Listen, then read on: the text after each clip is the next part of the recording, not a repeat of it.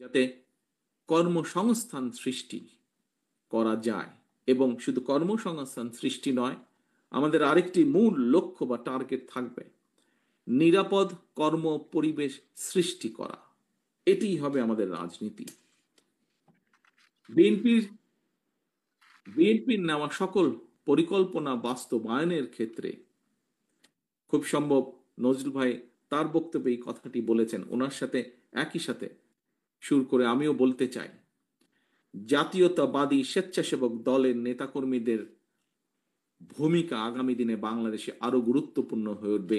এই পরিকল্পনাগুলোকে আমরা আল্লাহর রহমতে সরকার গঠন করলে এই পরিকল্পনাগুলোকে বাস্তবায়ন করার ক্ষেত্রে, কারণ বিশ্বের সার্বিক অগ্রগতির সঙ্গে মানুষের অধিকার এবং চাহিদার একটা কিন্তু ব্যাপ্তি ঘটেছে, চেঞ্জ ঘটেছে।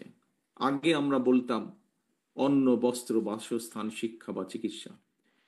এখন আর শুধু অন্ন, বস্ত্র, বাসস্থান, শিক্ষা কিংবা চিকিৎসা এটি মানুষের, এই কয়টি শুধু মানুষের মৌলিক অধিকার নয়, বরং এর সাথে অর্থনৈতিক সচ্ছলতা এই নিশ্চিতের পাশাপাশি বাক স্বাধীনতা বলেন, নিরাপত্তা বলেন, জলবায়ু বলেন, পরিবেশ বলেন, এসব বিষয়গুলোকেও কিন্তু বর্তমান বিশ্বে মানুষের মৌলিক চাহিদার অংশ হিসেবে স্বীকৃতি দেওয়া হয় বা গ্রহণ করা হয়।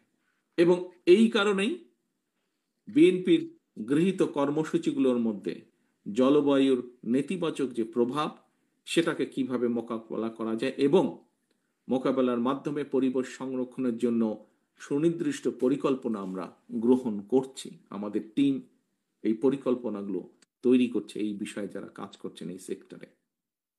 এ প্রসঙ্গে আমি কথা প্রসঙ্গে এখানে একজন বক্তা বলে গিয়েছেন, খুব সম্ভব বোধহয় আমাদের গাজীপুরে মিলন সাহেব বলেছেন ওনার বক্তব্যে, কৃষি এবং পরিবেশের উন্নয়নে আমাদের দলের প্রতিষ্ঠাতা, স্বাধীনতার ঘোষক, বাংলাদেশের প্রথম রাষ্ট্রপতি শহীদ জিয়া দেশে সবুজ বিপ্লব শুরু করেছিলেন। তিনি সারা দেশে খাল খনন কর্মসূচি করেছিলেন এবং সেই সময় রাস্তার দুই পাশে, খালের দুই পাশে হাজার হাজার গাছ লাগানো শুরু হয়েছিল।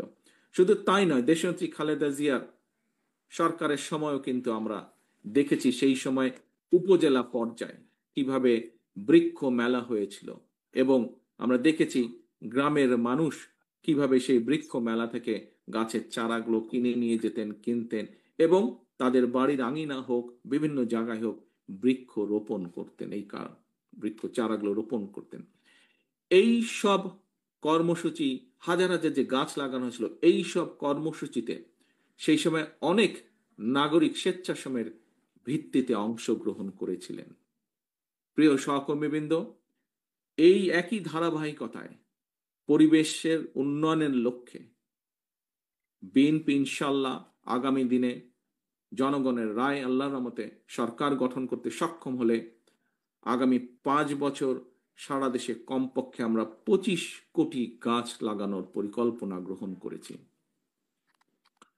শুধু তাই নয়, দেশকে বন্যা বলেন, খরা বলেন, এসবের থেকে রক্ষার পাশাপাশি কৃষকদের সেচ সুবিধার জন্য, মানুষের পানির সুবিধার জন্য, পানির সুবিধা নিশ্চিত করার জন্য আমরা ইনশাল্লাহ পুনরায় খাল খনন কর্মসূচি, খাল কাটা বা খাল খনন বলুন, এই কর্মসূচি আমরা চালু করব, সিদ্ধান্ত নিয়েছি আমরা। এর কাজ এরই মধ্যে পরিকল্পনাগুলো গ্রহণ করা হচ্ছে। প্রিয় সহকর্মীবৃন্দ, বিএনপির নেওয়া এই সকল কর্মসূচি বাস্তবায়ন, বিশেষ করে পরিবেশ সংরক্ষণের ক্ষেত্রে আমি মনে করি স্বেচ্ছাসেবক দল সারা দেশে স্বেচ্ছাশ্রমের মাধ্যমে ব্যাপক ভূমিকা রাখতে সক্ষম।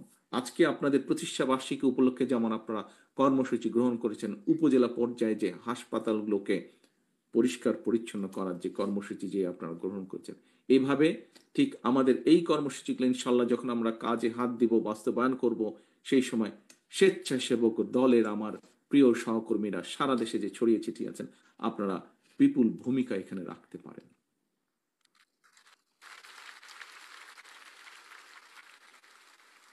প্রিয় ভাই বোনেরা, হাজারো শহীদের রক্তের বিনিময় ফ্যাসিবাদ মুক্ত বাংলাদেশে বর্তমান অন্তর্বর্তীকালীন সরকার আগামী ফেব্রুয়ারি মাসে জাতীয় নির্বাচন অনুষ্ঠানের সম্ভাব্য সময় নির্ধারণ করেছে, বা এরকম একটি ঘোষণা তারা দিয়েছেন।